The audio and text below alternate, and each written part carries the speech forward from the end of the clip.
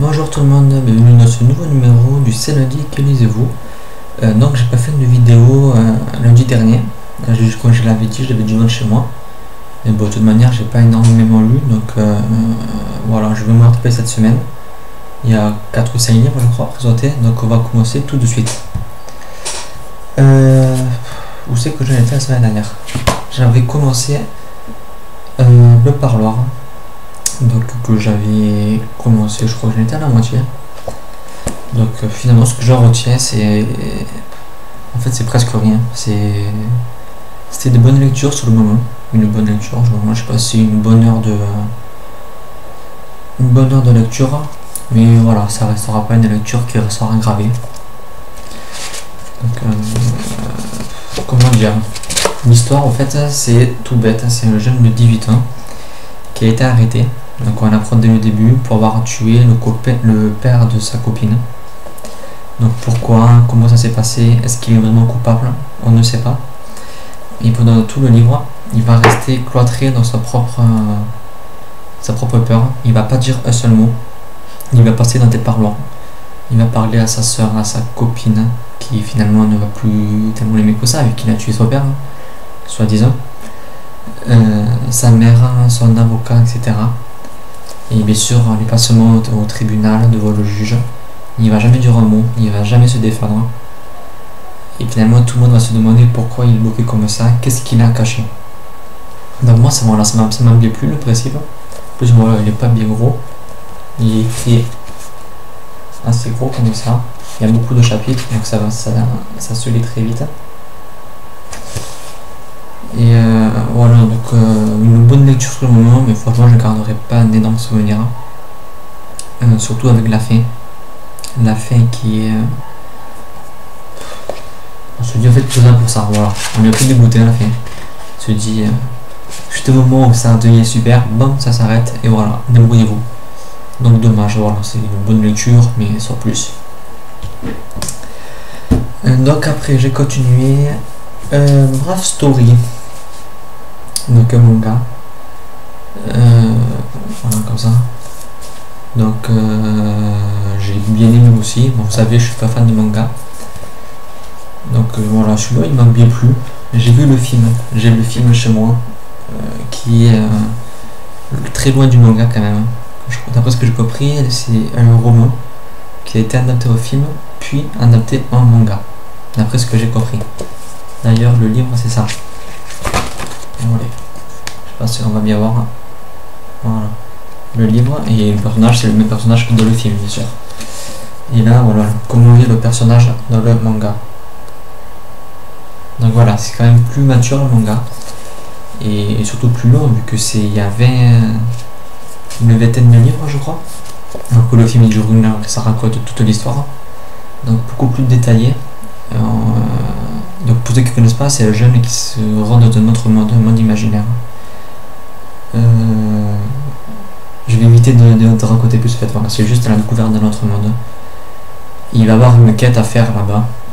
Mais franchement, oui, j'ai bien aimé, j'ai bien accroché à ce premier tome. J'aime bien les images, les personnages, ils sont rigolos. Ils sont un peu grossiers quand la façon dont c'est dessiné. Bien sûr, je vais plus le trouver de... Voilà. Voilà, ils sont assez bouboules. Je sais pas si on peut dire comme ça. Ils sont assez ronds, ils sont pas fins comme certains mangas. Et oui, moi j'ai bien aimé. Bonne lecture et je me lirai très certainement la suite très prochainement. Donc ensuite, donc ça c'est les lectures de lundi soir. Et lundi il y a 2 semaines. Donc du jour où j'ai tourné mon c'est lundi de la dernière fois. Après j'ai voulu commencer Indiana Taylor. Indiana Taylor, le tome 2, Lune d'été. Voilà, toujours le gros problème pour moi pour cette saga, c'est la police d'écriture. Je la trouve immonde. Je sais pas si on va bien voir. C'est pas italique, mais c'est très fait. Et moi, franchement, je trouve c'est pas accueillant du tout pour lire. Et pour tout vous dire, ça a été une grosse déception. Je n'ai pas réussi à le terminer. J'ai pas réussi à le terminer. L'histoire m'a paru super fan. J'ai lu ça pas, je crois, quelque chose comme ça. Et ça a été un gros calvaire. J'ai mis une semaine et demie pour lire l'histoire par jour. Voilà, les personnages sont pas attachants du tout, sont pas réalistes. L'histoire, elle avance pas. Il s'est repassé dans son page. On se pose toujours les mêmes questions. Enfin, les personnages se posent toujours les mêmes questions tout le long. À la fin, c'est vraiment chiant. Pour parler français. Voilà, franchement, j'ai pas aimé. Donc, je le garde, je le retenterai un jour. Parce que c'est bête d'avoir aimé, enfin, pas aimé, d'avoir lu le premier. Que le premier, j'avais pas tellement aimé tant que ça. Mais voilà, c'est vraiment dommage que je le garde si jamais un jour ça me reviendra peut-être. Mais voilà, là, c'est pas un livre qui m'a bien plu. Donc désolé, petit problème technique, ma webcam a fait bugger tout mon ordi. J'adore cette webcam, elle est super. Donc j'ai repris mon vieil appareil photo, donc désolé si l'image et le son sont moins beaux que depuis 2 ou 3 vidéos. Donc je reprends où j'en étais, donc par la suite j'ai lu Profil. Donc on en entend un peu parler sur les chaînes et sur les langues seulement. Et franchement, ce fut une très bonne lecture, très bonne découverte. Pour le pitch un peu, c'est Emma et Josh qui ont 16 et 15 ans. Ça se passe en 1995, oui c'est ça, 95. Et Emma va recevoir par son père son premier ordinateur. Donc son père est parti avec une autre femme, il va lui offrir un ordinateur. Et Josh va recevoir un CD contenant des heures internet et il va l'offrir à Emma. À savoir que tous les deux sont amis depuis, ils sont voisins, ils sont amis depuis qu'ils sont petits, ils ne se séparent jamais, sauf depuis les 6 derniers mois où il s'est passé quelque chose qui fait que les deux se sont séparés, ils ne se parlent presque plus. C'est pas qu'ils se sont disputés, mais il y a un gène qui s'est mis entre eux, et voilà, les choses ne sont plus comme avant. Il va lui donner le CD, que lui n'a pas d'ordinateur, et par hasard, il va tomber sur un drôle de site qui s'appelle Facebook. Bien sûr en 96 ça n'existait pas. Il va découvrir le profil d'une femme qui a le même nom que elle, même nom et prénom. Et en regardant sa photo de profil, elle va se rendre compte que c'est elle de 15 ans. Et elle va voir lire un peu les choses sur son futur. Et ça ne va pas vraiment lui plaire. Elle aura un mari ignoble, elle sera au chômage, elle ne vivra pas là où elle veut, etc. Et voilà, ça va pas lui plaire. Et elle va avec Josh, et il va chercher son profil à lui. Et lui a vraiment un futur rêvé. Il va se marier avec la bimbo du lycée, être heureux. Enfin, il va lui sembler être heureux. Et voilà, lui ça lui plaît, il est heureux. Mais elle, bien sûr, elle veut pas de ce futur.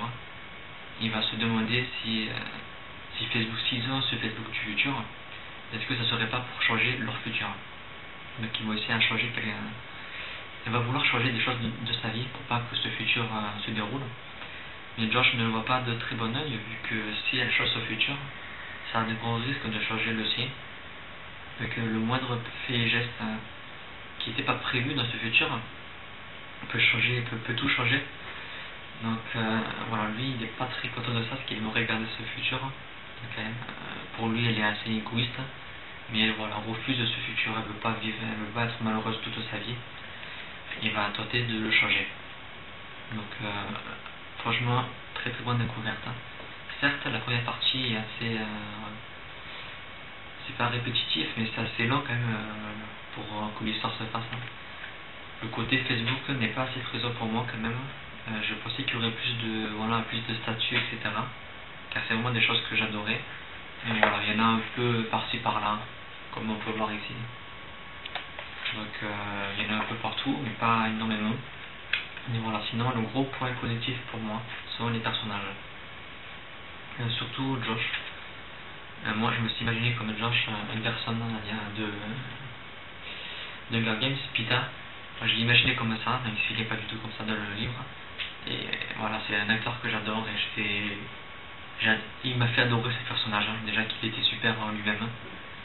C'est vraiment un personnage que j'ai aimé suivre. Et Emma est un peu casse-pied pour rester poli.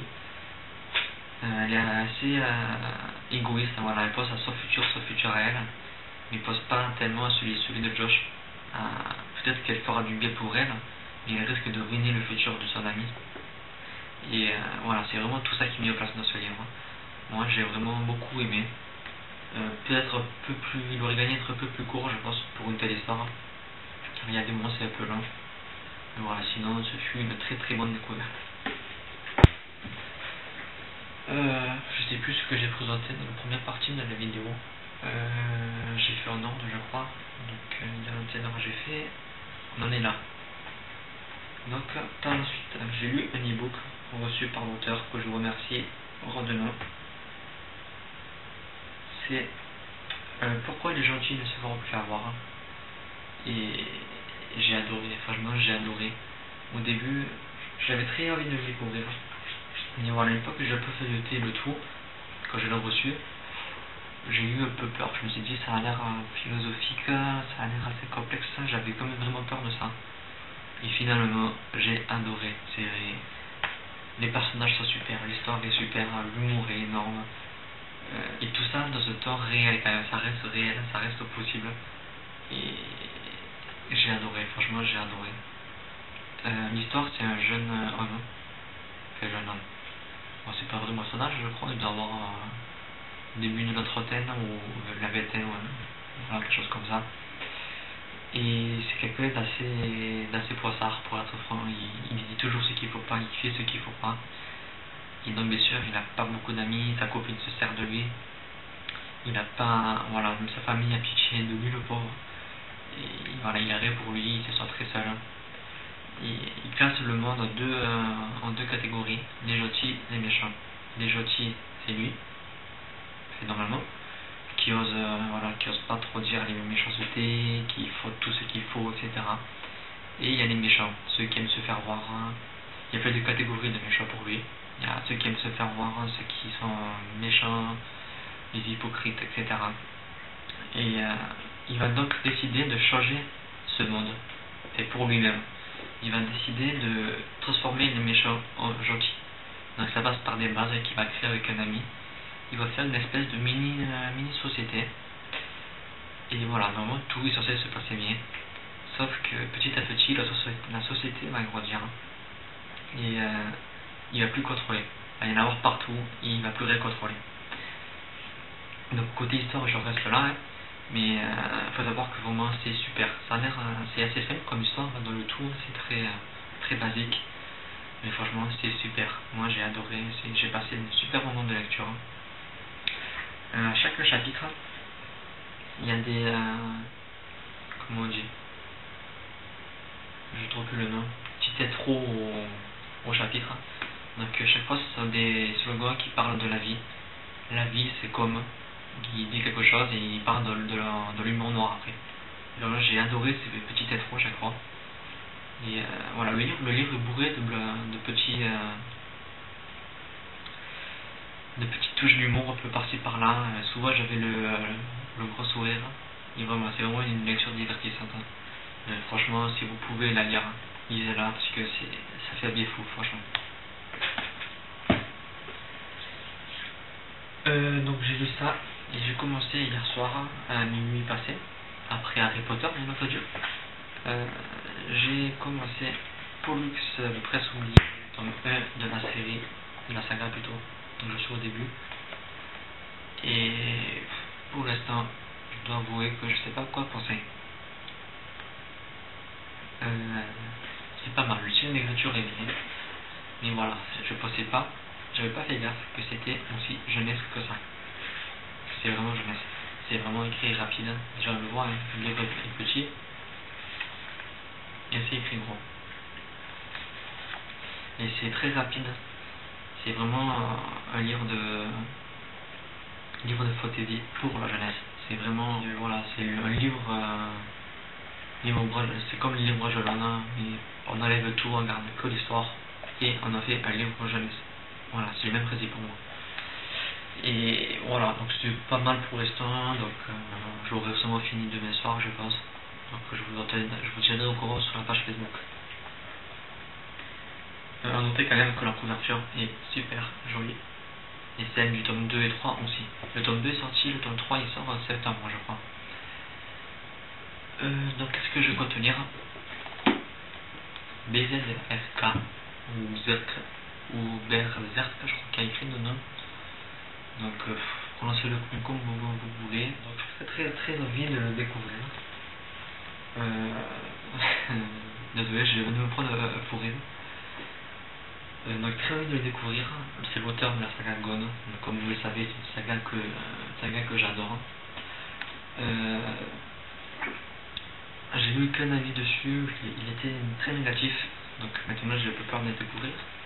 Mais voilà, je pense pas qu'il y ait de soucis particuliers avec ce livre. Voilà, j'ai très envie de le découvrir et je le lirai après Pollux. Et après cela, je prévois de lire à Percy Jackson tome 4 en lecture commune avec Kenya, comme d'habitude. Et voilà, donc c'est tout pour cette vidéo. Je pense n'avoir oublié. Désolé pour un peu le gros fouillis qu'il y a, car il y a eu plein de problèmes techniques avec les appareils. J'ai vraiment pas de chance aujourd'hui. Donc désolé pour l'organisation un peu bancale. Pour certains livres, j'ai été peut-être un peu rapide. Mais ça fait plein de fois que je tourne la vidéo et je commençais à plus savoir ce que j'avais dit, ce que j'avais pas dit. Donc voilà, c'est tout pour cette vidéo. On se retrouve fin de la semaine pour le In My Mailbox sur le mois d'août. C'est méga, on va dire. Donc on se dit dans une semaine. Bye bye. Donc très envie de le... Aïe.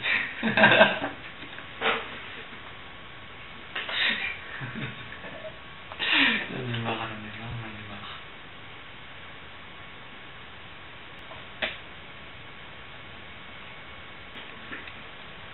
Donc très envie de le...